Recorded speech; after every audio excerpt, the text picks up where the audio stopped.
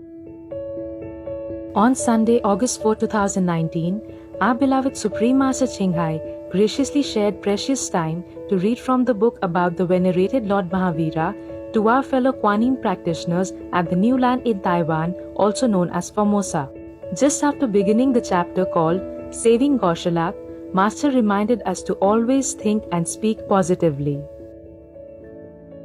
Change the habit, okay, of negative thinking and expression. Make it positive all the time. Even if it doesn't work, you lose nothing. At least somebody hears something positive next to you, they're happy. What for saying some negative things, even when it doesn't happen? So we should just always say something good, hoping it will come true. We don't care if it comes true or not. Life goes on. And we'll be happy, to live the way it is. Master also spoke about climate change and how the spread of veganism is affecting our planet in a beneficial way. Recently, in last few years, many unprecedented heat waves, they kill people in Europe. Too hot. People are not used to it. And so now many countries are very alarmed right now. They know climate change is truly here, has been here already and continue to be here. Even United Nations declare climate emergency. Leaders of many nations do that and try very hard to think of the way to curb the rising temperatures. It's already rise 1 degree or 1.5 degrees. And it's already like that. Imagine if 2 degrees more, 3 degrees, 4, 5, we are finito. The children of our later generations will be really hard hit. If any parents really love their children and their grandchildren, they should be vegan by now. That's the fastest way.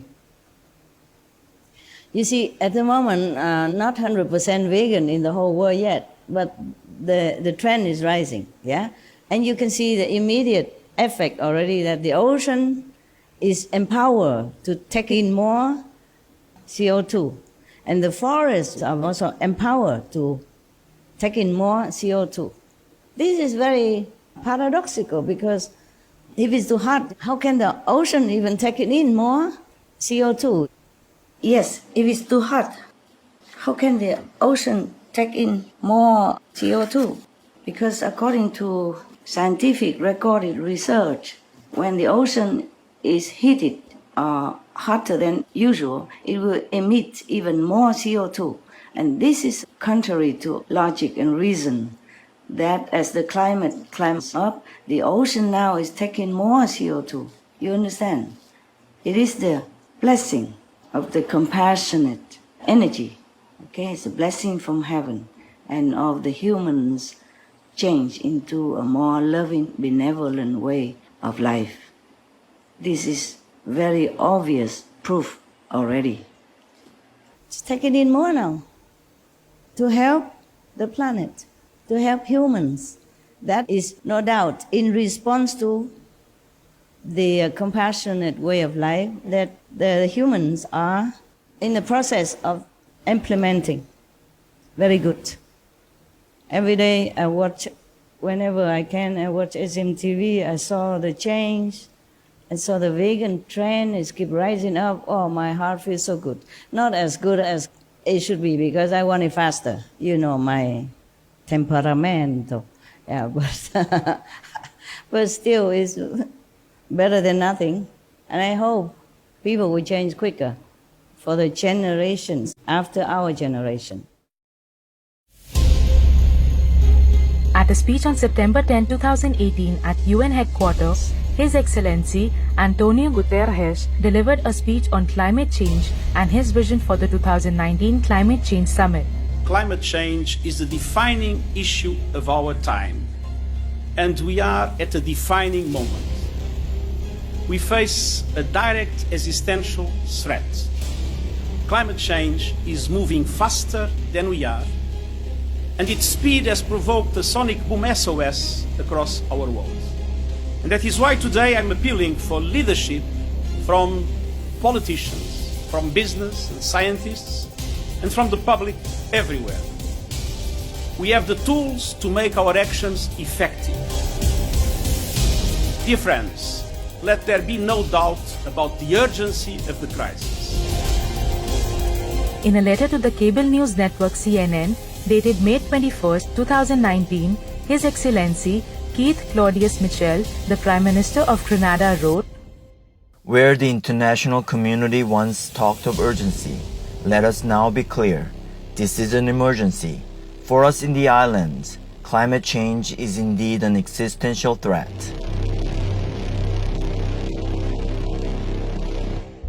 On May 1, 2019, the UK became the first country in the world to formally declare a state of environmental and climate emergency.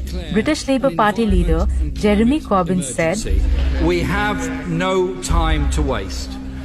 We are living in a climate crisis that will spiral dangerously out of control unless we take rapid and dramatic action now.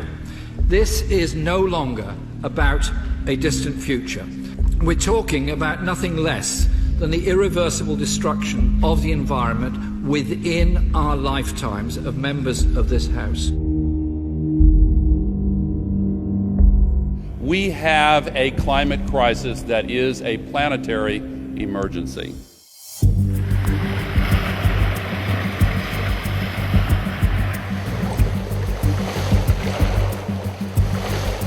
We may be at the point of no return. Our small low-lying islands will be submerged.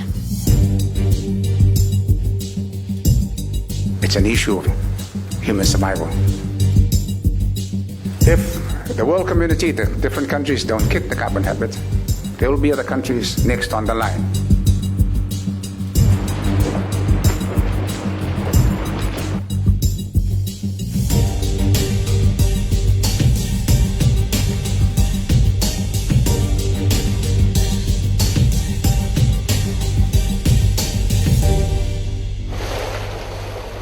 There are at least 18 islands submerged around the world.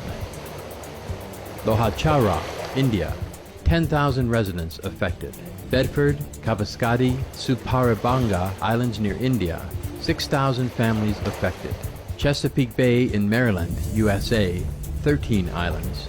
Kiribati, 3 atolls. Half of Bangladesh's Bola Island permanently flooded, 500,000 people affected. 7 islands in Manus, a province of Papua New Guinea. Once inhabited islands in the Niger Delta region. Islands sinking or at risk from rising sea levels. Over 40 nations.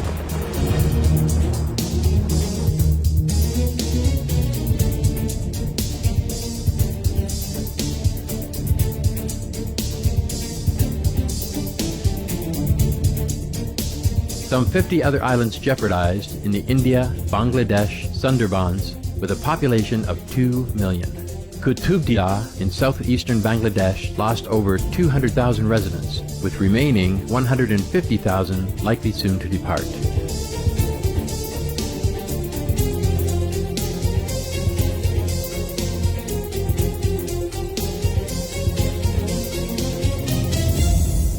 etc.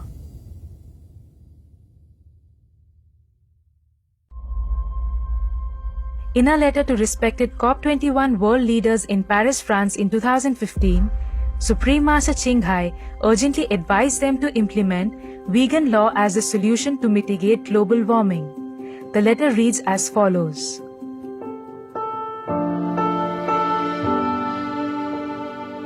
Respected COP21 world leaders Paris, my special salute and best wishes to all of your distinguished, honored ladies and gentlemen who have gathered in Paris for the protection of our world. This is just a reminder that just paying money alone cannot save lives, but being vegan does. A lot of evidence and information about this for you to consider are in the book From Crisis to Peace, free online at crisis2peace.org. Countless lives in the present and future, including yours and your children's future, children of your children's, are in your hands. Save them by voting for and implementing vegan law to stabilize the climate.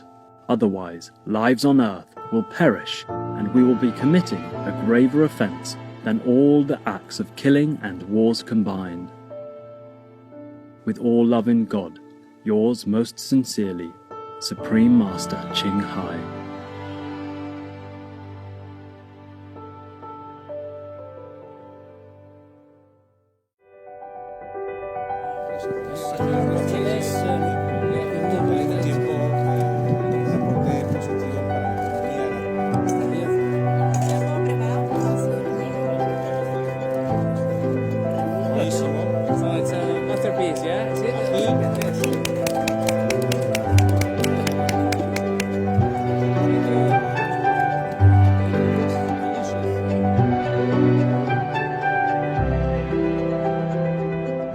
Returning to saving Gaushalak, the benevolent Lord Mahavira saved his disciple from a ball of fire thrown at him by an ascetic who had been angered by Gaushalak's insolent behavior towards him, even disrespectfully calling him an abode of insects.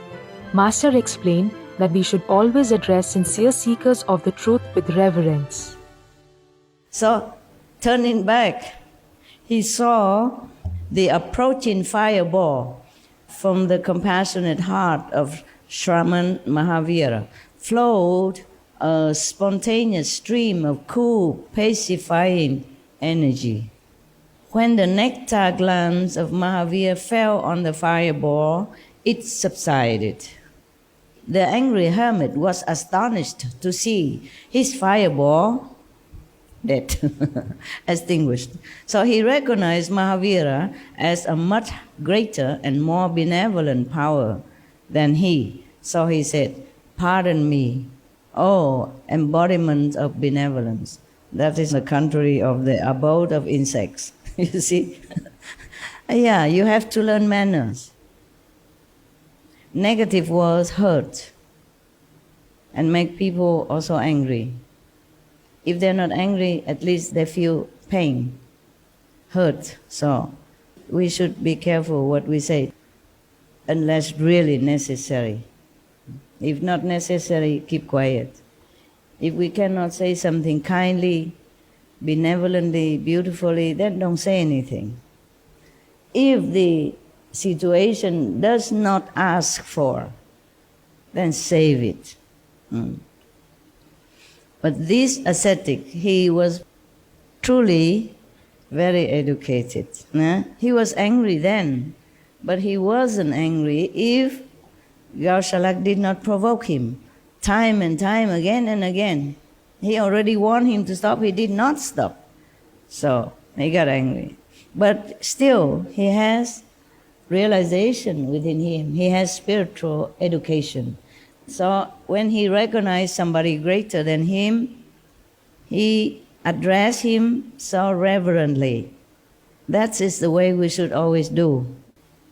So this tapas was really very polite and indeed educated spiritually. You should learn from stories. I'm not just reading to you to entertain you. Every story has some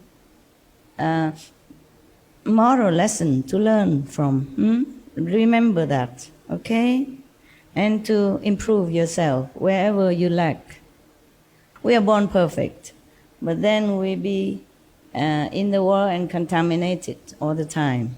And it become our nature, second nature. So watch that, okay? Watch it. Try as best as you can. Make people happy. Most beloved Master, our humble and forever gratitude for your gracious patience, boundless love, and perfect embodiment of purity, kindness, and respect for all beings. May we earnestly practice spiritually and truly learn from your benevolent teachings to be good and worthy citizens of the Golden Age. In God's love, may Master always be in excellent health, protected by the mighty heavens. For the full broadcast of this lecture by Supreme Master Ching Hai, please tune in to Between Master and Disciples at a later date.